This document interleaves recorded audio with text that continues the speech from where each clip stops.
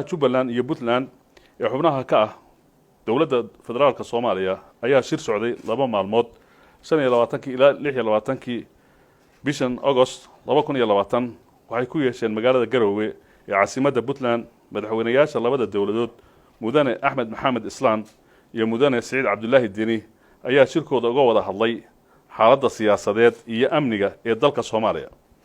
madaxweynayaashu waxay kaloo ka wada hadleen iskaashiga ka dhaxeeya labada dowladood ee Puntland iyo Jubbaland. muddadii ay socdeen wada hadallada waxa qabsoomay shirar gooni ah oo diiradda lagu saaray arrimaha masiiriga ah ee dalka Soomaaliya, gaar ahaan doorashooyinka 2020-2021. waxaa dhinac socday shirar farsamo oo dhex marayay guddiyo labada dhinac ka kala socday kana koobnaa wasiiro, xildhibaano iyo la taliyayaal sare ayaa waxaa lagu falanqeeyay arrimaha farsamo ee qabsoomidda doorashada dalka 2020-2021. madaxweynayaasha ayaa dhankooda waxay shirar wada tashi ah la yeesheen madaxweyne ku-xigeenka Puntland, guddoonka baarlamaanka Puntland, madaxweynayaashii hore ee Puntland, xubno ka socda labada aqal ee federaalka, siyaasiyiin rugcada ah iyo madax ka tirsan ururada bulshada rayidka ah.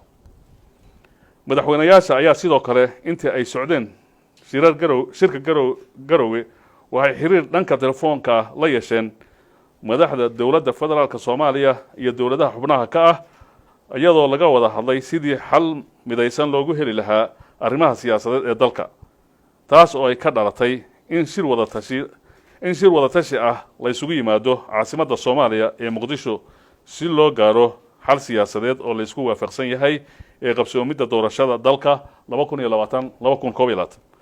dowladaha Jubbaland iyo Puntland ayaa isku raacay aragti siyaasadeed iyo mabaadi' asaasi ah oo gundhig u noqon kara hirgelinta doorasho la fulin karo kuna dhacda waqtigeedii si looga fogaado xasilooni darro siyaasadeed iyo khalkhal amni. dowladaha Jubbaland iyo Puntland waxay ummadda Soomaaliyeed ugu baaqayaan in laga wada qayb qaato sidii ay dalka uga dhici lahayd doorasho, lana ilaaliyo wadajirka, amniga iyo xasiloonida dalka. dowladaha Jubbaland iyo Puntland waxay uga mahad celinayaan beesha caalamka dadaalka ay ugu jiraan in dalka Soomaaliya ay ka dhacdo doorasho waqtigeedii ku dhacda loona dhan yahay. wabillahi tawfiiq.